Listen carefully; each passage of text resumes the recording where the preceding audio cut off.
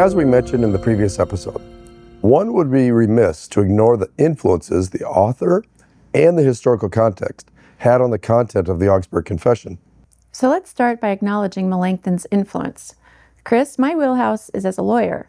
Yours is actually dealing with Melanchthon since you did your dissertation on him. So it's your turn to be a nerd. History nerd, we'll call it. I'll take that as a compliment. If you so choose. It's helpful to recall that Melanchthon was trained in what is formerly known as the Studia Humanitatis, otherwise known as humanism. Humanists were well versed in classical rhetoric, the art of persuasion.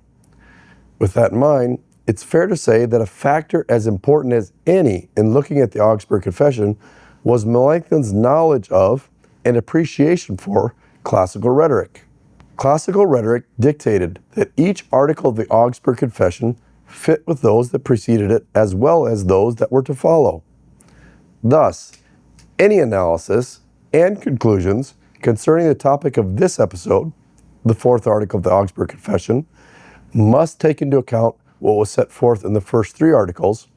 Moreover, the content and conclusions derived from the Article 4 are foundational for the rest of the Augsburg Confession. In addition to taking into account Melanchthon's influence, it's equally important to understand the historical and theological context. Remember, for political and legal purposes, the Lutherans were brought to Augsburg with the purpose of demonstrating that they were not departing from the historical confession of the Catholic Church. However, a close read of the article, as well as Melanchthon's apology to the Augsburg Confession, reveals that the Lutherans knew very well they were opposing the theology of the Papists. In fact, the importance of Article 4 cannot be overestimated in that opposition. As we'll see in a future episode, in his writing of the Smalcald Articles, Martin Luther identified the doctrine of justification by faith as the chief article of Christian theology. This was also reflected in Melanchthon's work, given that nearly 1/4 of the whole of the Apology of the Augsburg Confession addressed this specific article, Article 4. It's with that in mind that we'll spend this episode and the next two addressing not only the content of Article 4 of the Augsburg Confession, but we'll also dig into Melanchthon's apology to gain a better understanding of the heart of the concern and critique the Lutherans leveled against the Papists. So, let's begin with the specific language of the fourth article itself. Melanchthon wrote, "Also, they teach that men cannot be justified before God by their own strength, merits, or works, but are freely justified for Christ's sake through faith when they believe that they are received into favor and that their sins are forgiven for Christ's sake, who, by his death, has made satisfaction for our sins. This faith God imputes for righteousness in his sight."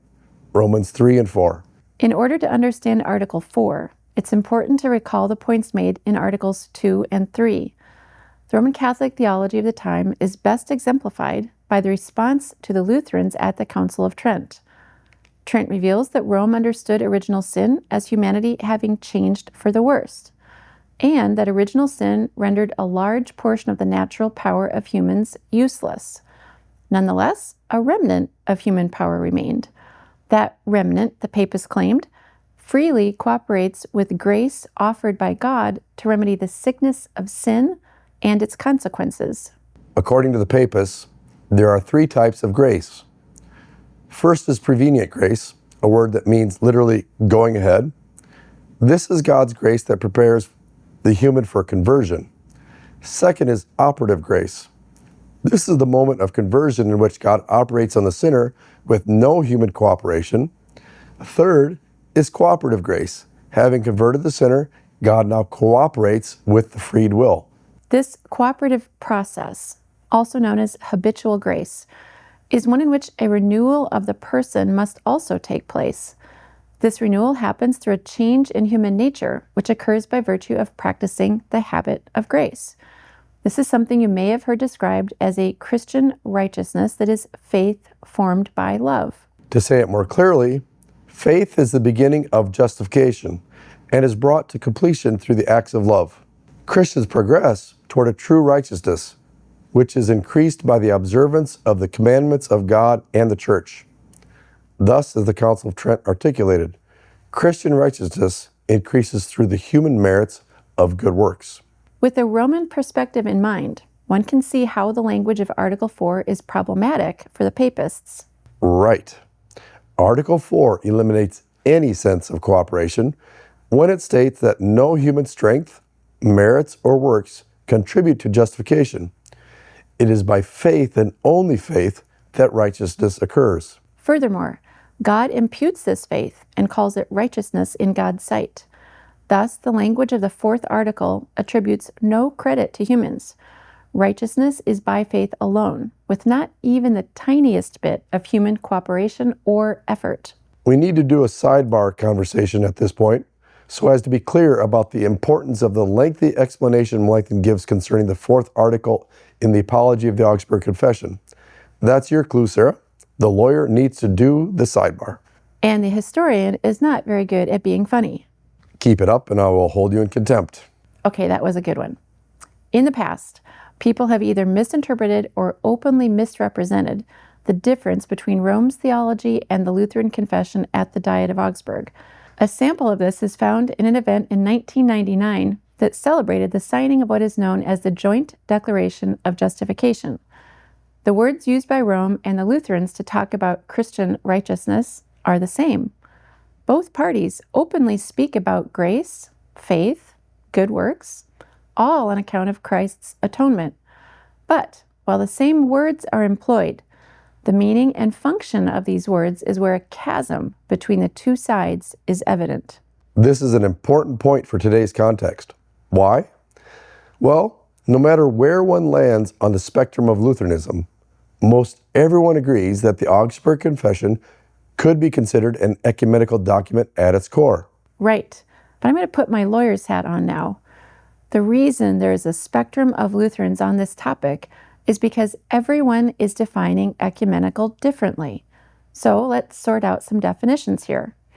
And I suspect the definitions, as is typical with this sort of thing, are not univocal because they're shaped by the agenda or prejudice of the one making the definition. Exactly. So let's talk about some of the variances in what people consider to be the ecumenical utility of the Augsburg Confession. You want to start since you like the definitions? Sure, and let's start with the folks who signed the so-called Joint Declaration of Justification document.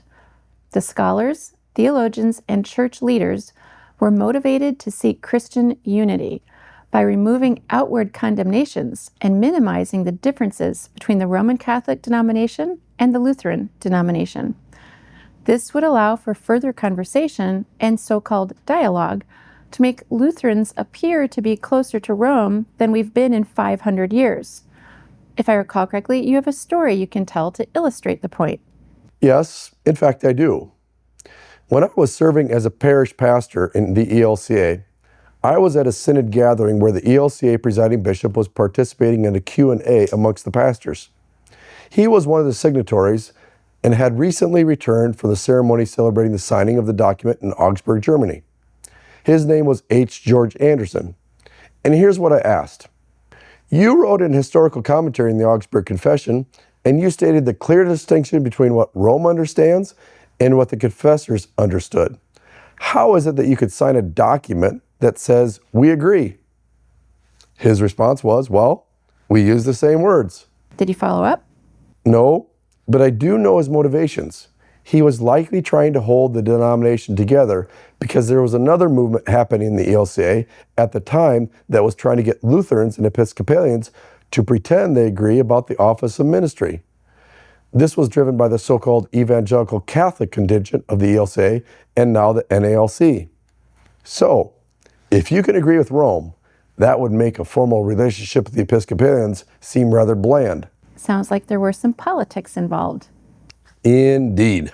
It's fair to say the same sort of dynamics were impacting Melanchthon when writing the final draft of the Augsburg Confession. He, too, was under pressure to make it look like they had some sort of congruence with Rome. And this is an important point. Right. Melanchthon couldn't just outright say in the Augsburg Confession, we disagree, and the Pope doesn't have a clue about what he's talking about. Even though that would have probably been my approach, and obviously, as history reveals, it was Luther's approach as well. Right. But this informs the second way in which Lutherans have considered the Augsburg Confession an ecumenical document. Let me speak from my experience on this one. As an attorney, I was in charge of writing contracts. It's a well-known principle that the fewer details you put into an agreement, the less you can be held accountable for having broken the agreement. Yes, I learned this from you. Now tell them how this relates to the second view of the Augsburg Confession's ecumenical spirit. Well, we're kind of skipping ahead a couple articles, but for the purpose of this point, we need to talk briefly about the 7th article, specifically the words, "the only thing necessary." There is Melanchthon's rhetorical expertise coming in. He sets the parameters to leave things more open for agreement. He's opening up the ecumenical opportunity by making only 2 things necessary on which to agree regarding what the church is. That's very ecumenical, but it's also quite different from what Rome was saying. So that's how the other Lutherans can claim the Augsburg Confession is an ecumenical document, not because they use the same words, but because they avoid too many words. Yes, Melanchthon was like you in that way. He was a word nerd. Exactly. But just because you're a word nerd does not mean you don't know the distinctions. So what we're going to see in the next episode is that when the political approach failed at Augsburg, Melanchthon pulled out his pen and went to town on definitions and distinctions in relation to the 4th article. Indeed he did. We'll see in the apology to the Augsburg Confession, he made it quite clear how wrong the papists really are. As my family is prone to say about me, #lawyered.